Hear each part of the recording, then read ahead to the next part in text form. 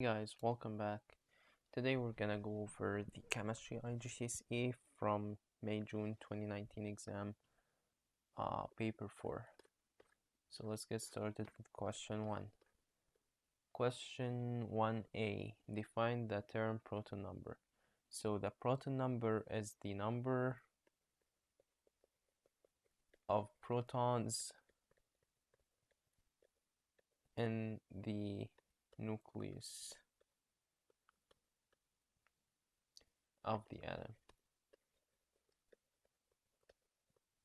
So that's the definition of the proton number. Question B1, complete the table to show the number of protons, neutrons, and electrons present in the atom of Mg24 and Mg26. So the number of protons would be the same for both isotopes. It would be 12. The number of neutrons is equal to the mass number or the nucleon number minus the number of protons. So in this case, it would be 24 minus 12. That makes 12 neutrons. And so it's 12. And the number of electrons, as long as we're having an atom, not an ion, the number of electrons would be the same as the number of protons. So in this case, it would be 12. And here it would be 12 as well. The number of protons for Mg26 would be 12 as well. The number of neutrons would be the mass number or the nucleon number minus 12, which is the proton number. That's 14. So we have 14 neutrons for Mg26. What term is used to describe atoms of the same element such as Mg24 and Mg26? So the term used is isotopes. Isotopes. Alright, explain why the chemical properties of Mg24 and Mg26 are the same, because they both have the same number of electrons in the outer shell.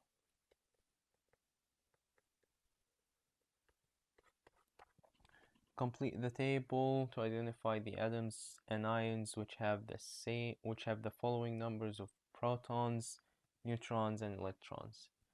So if we look at the number of protons, so we have number 1 solved for us, and we're trying to solve number 2 and 3. So if we look at the number of protons of this thing over here, we can see that it's 4. And if we check the periodic table, we'll find that the atom or the particle that has 4 protons is beryllium. So we're gonna make it Be and 4 in the bottom. We're gonna look at the number of neutrons of this particle. So the number of neutrons is 5, and we agreed that the number of the mass number is the number of neutrons plus protons. So 5 plus 4 is equal to 9. That's why the mass number is 9. And the number of electrons is 4, same as the protons, so it's an atom. Number 3. So that's 1, 2, 3. We have 17 protons, and if we look at the periodic table, we can see that the atom that has 17 protons is chlorine. So we have Cl, 17 in the bottom, and then we add protons and neutrons. 17 plus 20, that's 37. So 37 at the top, and then we have one more electron than the number of protons we have.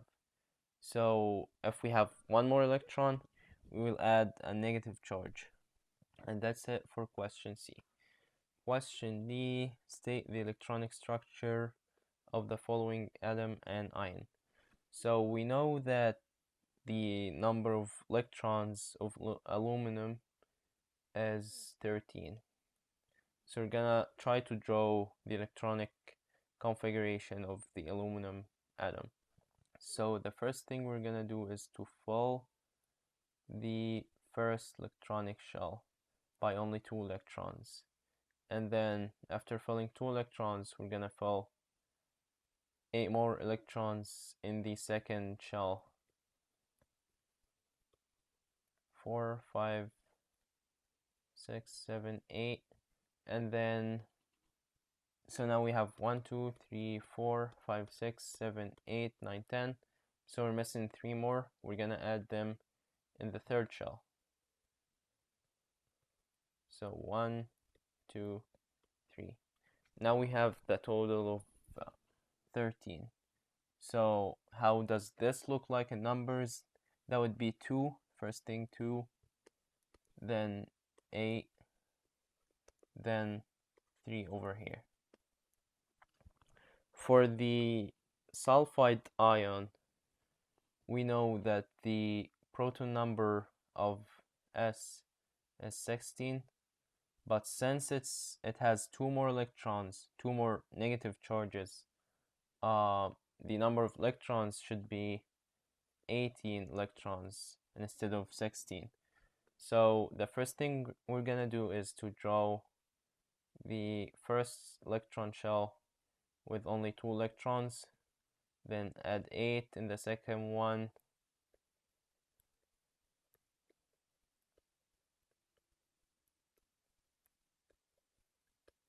that's now 10.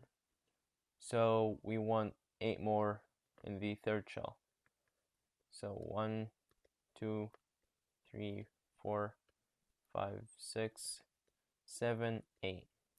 Now we're gonna write this down as numbers. So the first shell is 2, we're gonna write down 2, then 8, 8, and then the third one is 8 as well. So that's it for question D. Question 2. Z is a covalent substance. In an experiment, a sample of pure solid Z was continually heated for 11 minutes. The graph shows how the temperature of the sample of pure Z changed during the first 9 minutes. So this is the graph showing the temperature change during 9 minutes from 0 to 9. Let's see what the questions were asked about. So the first thing we're asked about is, what is the melting point of pure Z? So we know that we started 20 degrees Celsius as a solid, since they said that above. So at this phase, that was a solid state, solid. And when the graph is not changing in temperature, not increasing or decreasing by time, that means that there is a change in state.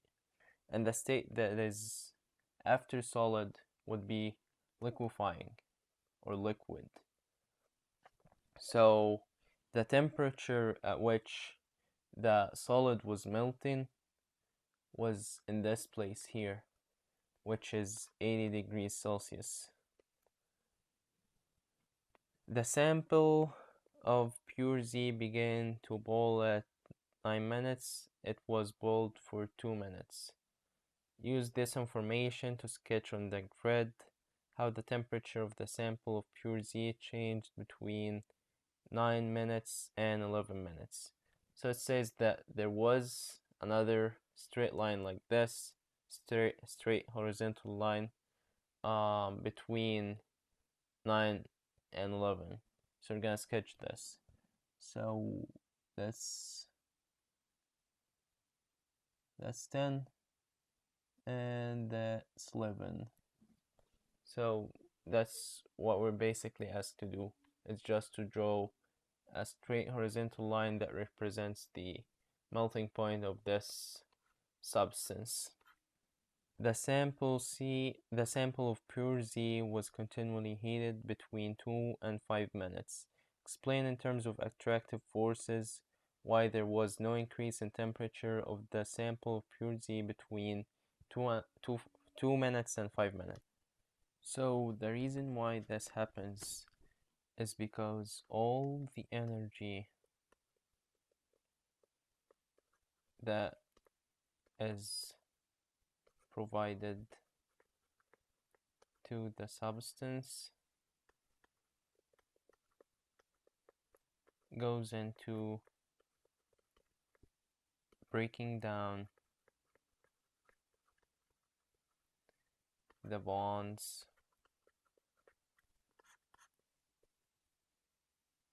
between molecules.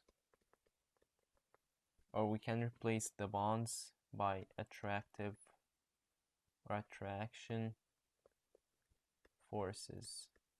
That looks better. So when we give energy during the liquefying of the solid, all the energy goes into breaking the bonds. None of them can make it to like increase the temperature. So that's the answer of question C. Question D, describe how the motion of particles of pure Z changed from 0 minutes to 2 minutes. So on the 0 minute until like the second minute, the substance was a solid. Therefore, we know that the motion of solids is vibration. So we're just gonna say that the solid was vibrating more and more by time, because the temperature is increasing and the rate of vibration is increasing as well. E, the experiment was repeated using a solid sample of impure Z. Suggest the differences of any in the melting point and boiling point of the sample of impure Z compared to the sample of pure Z. So we know that when we add an impurity to a solid, the melting point decreases and the boiling point increases. So that's the answer of E. Question F, a sample of pure Z was allowed to cool from 120 to 20 degrees Celsius. The total time taken was 8 minutes. Starting from point X, sketch the grid how the temperature of the sample of pure Z changed between 0 and 8 minutes. So that's the starting temperature at 0 minutes, and that would be the ending temperature here at 820 over here. So we're gonna make like a curve that should be smooth and connects between the 2 points. Yeah, that's perfect. So it should be just like a curve or a slightly curved line, and the answer should be marked as correct. Question CA. Zinc and copper are elements next to each other in the periodic table. Zinc is obtained from zinc blende in two-step process. In step 1, zinc blende is converted into zinc oxide. In step 2, zinc oxide is converted into zinc in a blast furnace. Outline how each of these steps are done. In your answer, give one chemical equation for each step. Describe how zinc is removed from the blast furnace in step 2. So in step 1, the thing that happens is, so we start with zinc sulfide, which is the zinc blende or ZNS. So the thing we're trying to do is to get rid of this S over here. So we're gonna roast the ZNS or zinc blende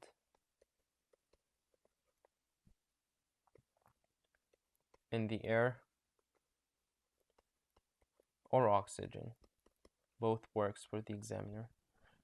So this way, an oxygen, so ZnS plus O2, so the oxygen here replaces the sulfur, or technically reacts with both of them. So we're gonna end up with ZNO and SO. So one oxygen goes to sulfur and the other oxygen goes to the zinc. And then in step 2, zinc oxide is converted into zinc in a blast furnace. So in step 2, we're gonna add coke is added to the ZNO or zinc oxide, and the equation for this is ZNO or zinc oxide plus carbon, or actually we can make it to carbon monoxide. That would be easier in balancing the equation. So we can just say CO, and then the zinc this way is reduced to make Zn or zinc plus CO2, and there's no need to balance this equation because we have 2 oxygens here and 2 oxygens on the product side. Then we're gonna describe how zinc is removed from the blast furnace in step 2. So the way the zinc is removed is by distillation, because there are other impurities on the furnace, and depending on the boiling point of the different impurities, the zinc is like taken off the furnace. Name the alloy formed when zinc is mixed with copper. So the alloy is called brass. Copper is a transition element. It can have variable oxidation states. State 2 other chemical properties of transition elements which make them different from group 1 elements. So since we're asked about chemical properties, the only 2 things we can say is the colorful compounds transition elements make. The other thing we're gonna say is that the transition metals act as a catalyst. Question D, a compound of copper can be used to test for water. State the full name of this compound of copper. So the way I think about this is by adding copper sulfate. So you're gonna memorize this, copper sulfate. And then there is another term that is called anhydrous.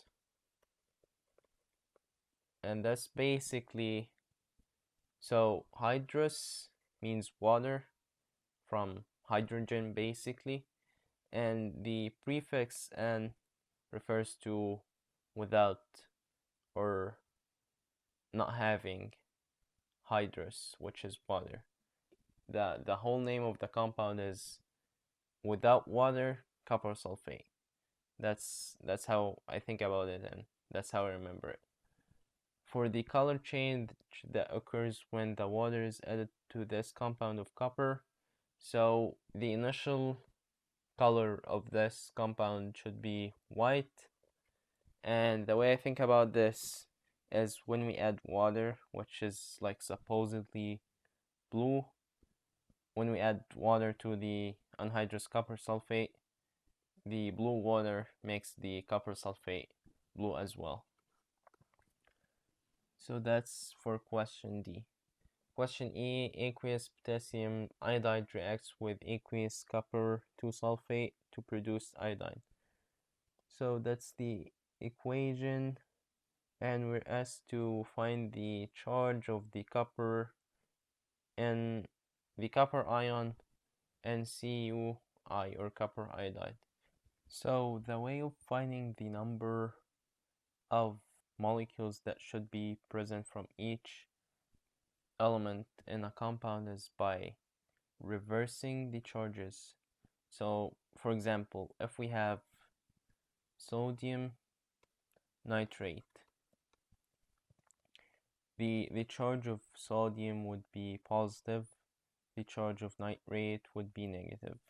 So if we send this charge to here and this charge to here, that would be 1 and 1. So the formula of this compound would be NaNO3. In another case, like let's say iron 2 and Cl, the Cl has a negative charge, iron 2 has a 2 plus. So if we replace these two, that would be FeCl2. So let's look at this one. We don't know the real oxidation state of the copper, since it's a transition metal, and they didn't mention anything about this. But if we apply the same rule here, we have copper, which is X, and we have iodide, or the I, which has a negative charge, and that doesn't change because it's not transition metal. The iodide is not transition metal. So the end product is CuI, which is 1 for copper, 1 for iodine, and 1 for copper. So in the replacing rule, so we're gonna see that the copper is gonna have the 1 from iodine, and since the iodine is already 1 as well, so the copper should have a plus charge. So finally, the charge of the copper ion would be a plus. In terms of electron transfer, explain why copper is reduced in this reaction. So copper was having a 2 plus charge in here, because we know that it was actually mentioned in here that the copper had a 2 plus charge, so it was 2 plus. And even if it wasn't mentioned, we know that the sulfate has a 2 minus, so obviously the copper should have 2 plus, since there isn't any numbers next to either the sulfate or the copper, so they are both 2. So the copper was 2 plus, and it became plus 1, or 1 plus. So obviously the copper gained an electron, because when you have a 2 plus charge, that means that you lose 2 electrons. But in this case, when it became a product, it only loses 1, so it gained 1 electron. Or the other thing we can say is that copper used to have oxygen, but now it doesn't. So we can say that Cu lost oxygen. And then question 4 asks for identifying the reducing agent. That would be, since the copper was the thing that was reduced, the potassium iodide would be the thing that reduced it. Question 4, ethanoic acid is a weak acid and hydrochloric acid is a strong acid. Both ethanoic acid and hydrochloric acid dissociate in aqueous solution. Question 4a, define the term acid. The acid is basically a proton donor. Question A2. The chemical equation shows that the charge which occurs when the strong acid hydrochloric acid is added to water. Complete the chemical equation to show the changes which occur when the weak acid ethanoic acid is added to water. So as we can see here, that when the HCl was added to water, the compound was broken down into an H plus and then the rest of the compound, which is Cl minus. So it would be the same thing here. We're gonna break it up into an H plus and the rest of this thing. So that's the H plus in here. We got here the H plus. We got it in here. And now we're having CH3COO, CH3COO, and we add a negative charge like the one we had in the Cl minus. Question B. A student does experiments to show that hydrochloric acid is a strong acid and ethanoic acid is a weak acid. The student adds an excess of hydrochloric acid and an excess of ethanoic acid to separate samples of lumps of calcium carbonate. Only the identity of the acid is changed between the experiments. All other conditions are kept the same. State two observations which could show that hydrochloric acid is a stronger acid than ethanoic acid. So the first thing we're gonna see is that more bubbles are produced with hydrochloric acid or HCl. The reason why bubbles are produced like originally is because we have a carbonate in the base, and carbonate, when it's mixed with acid, that makes bubbles. So the first thing, since hydrochloric acid is more concentrated, more bubbles will be produced. The second thing that would happen for the solid would be that the solid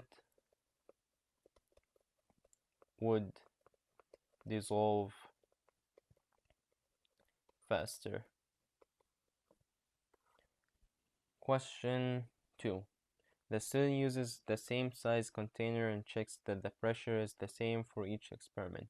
State 3 other conditions which must be kept the same to ensure fair testing. So the first thing we can say is the temperature, because increasing the temperature would increase the rate, and that wouldn't be fair if we increase the temperature on one acid and the other acid would be in a less temperature. That wouldn't give us an accurate results.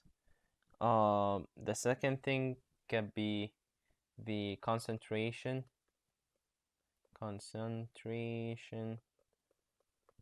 of the acid. Also the same thing, if we make the, let's say, the ethanoic acid more concentrated than the HCl, the ethanoic acid can in fact make more bubbles in less time than the HCl. So even though the concentration, even though the strength of the HCl is way bigger than the ethanoic acid, but the concentration plays a role in determining the rate of the reaction. The last thing we can think of is the surface area, SA, of calcium carbonate.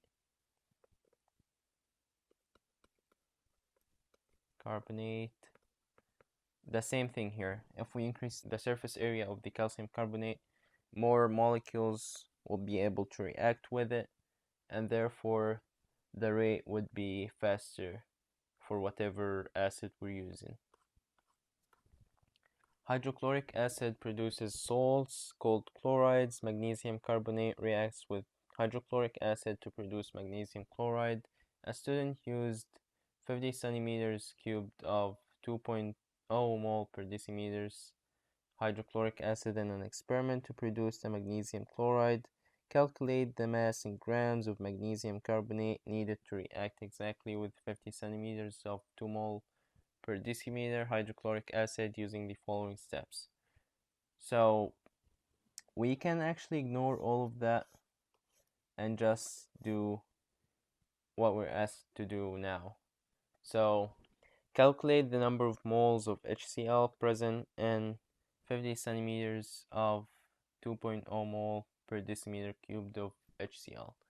So from having the volume and concentration and being asked to get the moles, we can use the formula that says moles is equal to volume multiplied by concentration. So in this case, we will have to convert the volume into decimeter cubes, which is 50 divided by 1000, and multiply this by 2. That actually gives us 0.1 mole of HCl. So we'll have 0.1 mole here. Then determine the number of moles of MgCO3 or magnesium carbonate which would react with 50 centimeters of hydrochloric acid. So if we look in here, we can see that we added the exact amount of magnesium carbonate for it to react with the hydrochloric acid. And since we're given this, we can say that the mole ratio of hydrochloric acid would be equal to the mole ratio of magnesium carbonate. And by the mole ratio, I mean the proportion of HCl to magnesium carbonate. So in this case, we had 2 HCl and 1 magnesium, 1 MgCO3. So 2 HCl molecules produced 0.1 moles. So we're gonna multiply this by 1. So 0.1 multiplied by 1 divided by 2. So 0.1 multiplied by 1 divided by 2. And that gives us 0.05. Calculate the relative formula mass of magnesium carbonate. So basically, as for the MR, well, we can just simply add the mass number of magnesium plus carbon plus oxygen, 3 oxygens actually.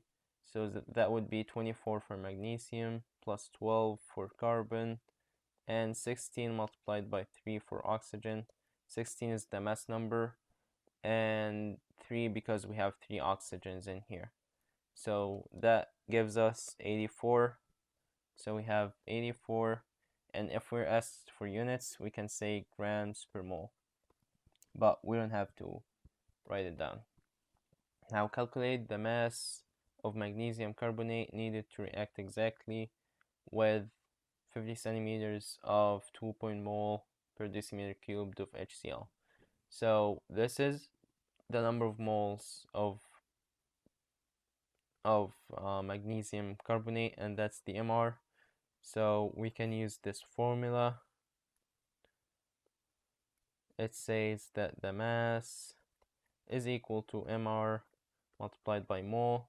So here's the mole, here's the MR, and that's the moles, and that gives us 4.2 grams of magnesium carbonate. Question D. A student prepares crystals of magnesium chloride by adding an excess of magnesium carbonate to 50 centimeters of 2.0 mole per decimeter cubed of hydrochloric acid. The student filters the mixture and rinses the residue. Why does the student add an excess of magnesium carbonate? That's to ensure that all the acid was reacted. Why does the student rinse the residue? So the reason why he did this is because when you're having a solution that has a dissolved salt with some solid that didn't dissolve in it, you can have like, so that's the solution with the salt, and let's say that these are the solid particles that could not dissolve because they're not soluble in the solution. If we have some of the solution sticking on the solid like this, if we do not wash it, it's gonna stick with it, and then we're gonna lose these particles while we want to expand the yield as much as possible. So we're gonna wash these things to get the solution or the salt washed out into the solution again. So we're gonna say that the reason why we rinse the residue is to get the to get all the salt into the solution for crystallization.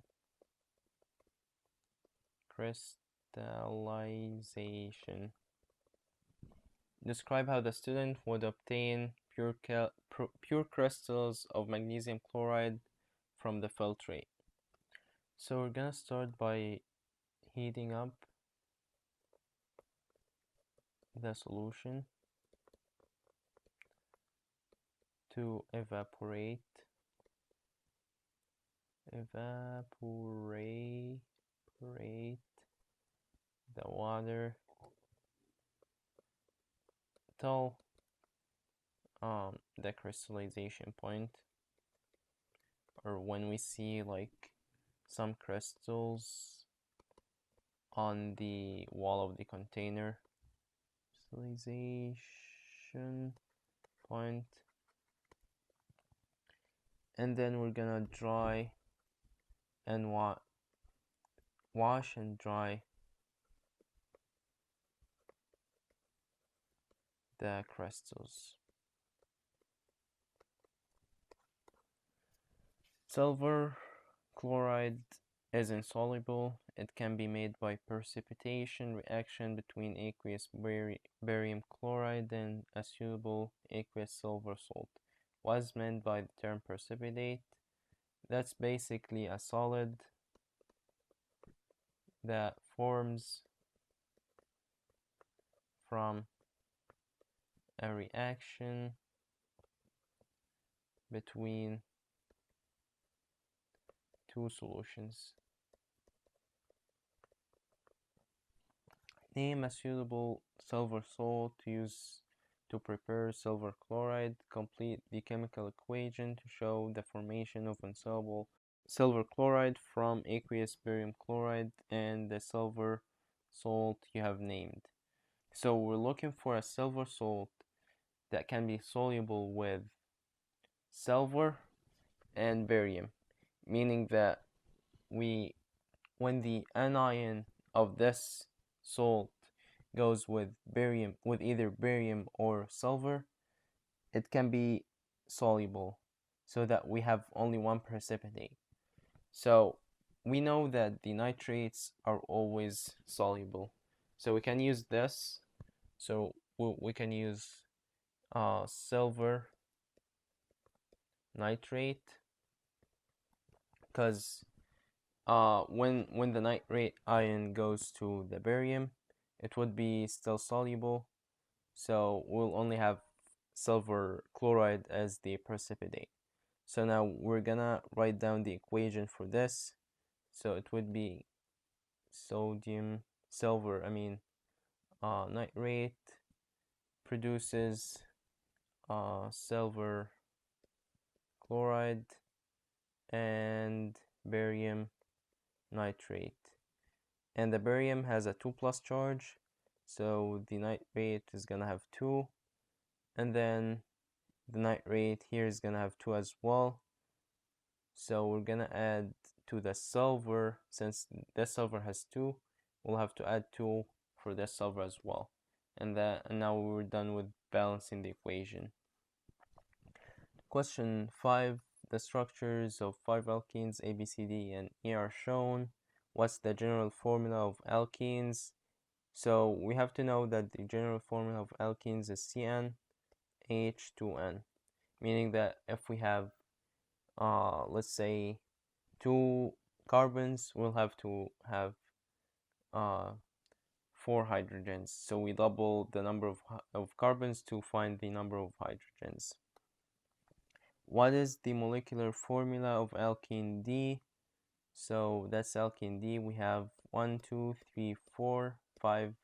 So we have C5. And then let's count the hydrogens. 1, 2, 3.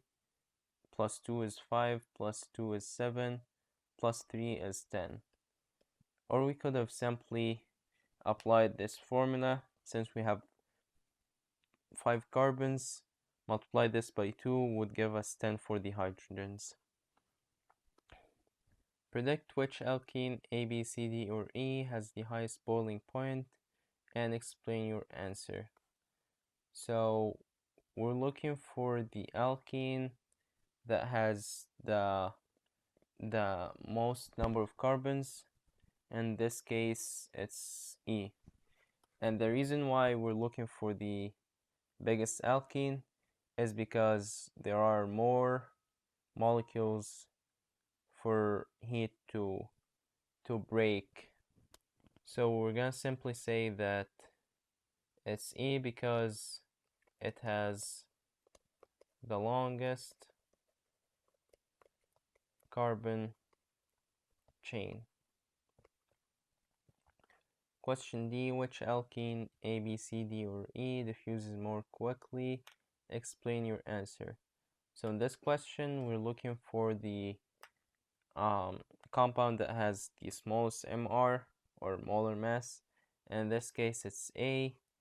The reason why we're looking for the smallest compound, because the smallest compound usually diffuses quickly because it's lighter. It's just like a balloon and, let's say, a rock. The balloon would move way faster than a rock. In fact, the rock would not move at all. So the explanation would be that the MR of A is the lowest, so it would diffuse faster, or the fastest.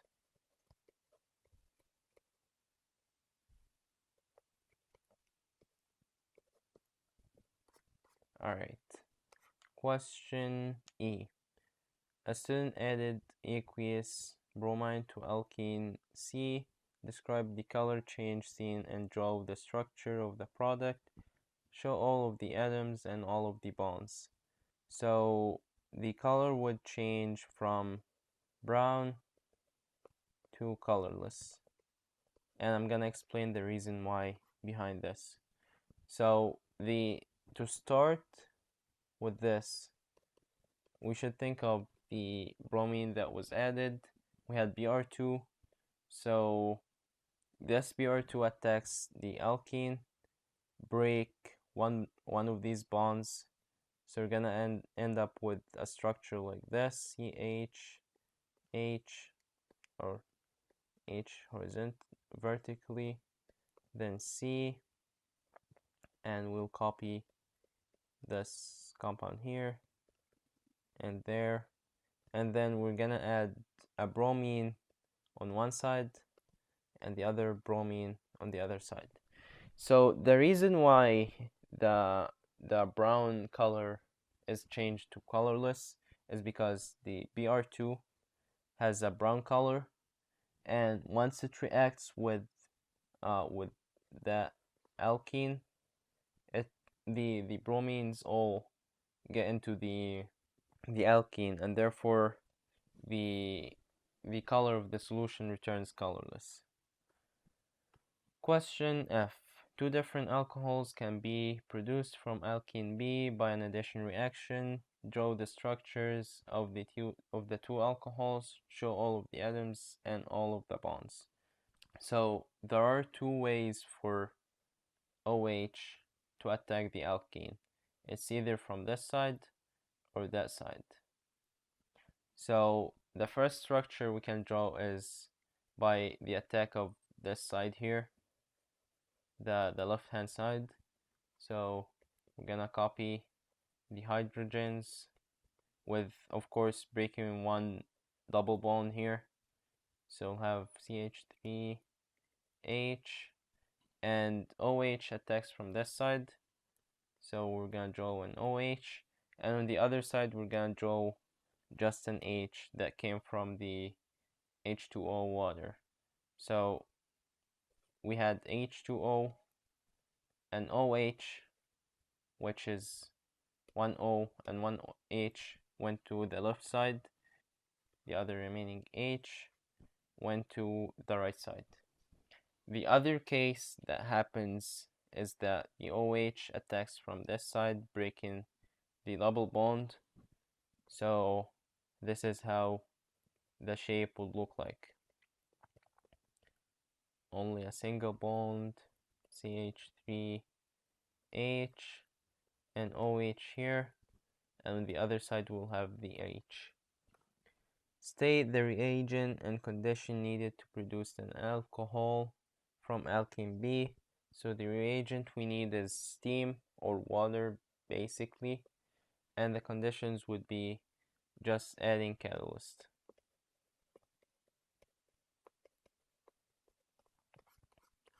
Question G. Alkene C can be converted into a polymer. What type of polymerization occurs? So any polymerization that occurs with an alkene would always be an addition polymerization. Suggest the name of the polymer formed. So the first thing we can do in this question is to name the alkene. So we're gonna have it this way. Let's count the number of carbons. So 1, 2, 3, 4. So it's obviously butene. We use the prefix but for referring to a 4-carbon molecule, and the ene refers to the alkene. And then since it's a polymer, as the question said, so we're gonna add the poly word into the butene. So basically the name of this compound would be, or the name of this polymer would be polybutene. Now complete the chemical equation to show this polymerization. So the polymerization would look something like this. We'll have the double bond will have it broken, so we'll have a single bond between the two C's and an H above it, H below it. Same thing here, we're gonna have the CH2, CH3 above, CH2, CH3, and an H here, and we're gonna add the N that refers to the multiple repeating units we will have in this polymer. Question 5. State the empirical formula of the polymer that has been formed. So the molecular formula of the polymer that we have is C4H8 multiplied by N. So if we want to simplify this, it can be by dividing by 4 for carbon and 4 for hydrogen. So it could be C1H2. So that's for question G4. And that's it for this exam. Please like and share this video if you feel that it helped you. And have a nice day, guys. Bye.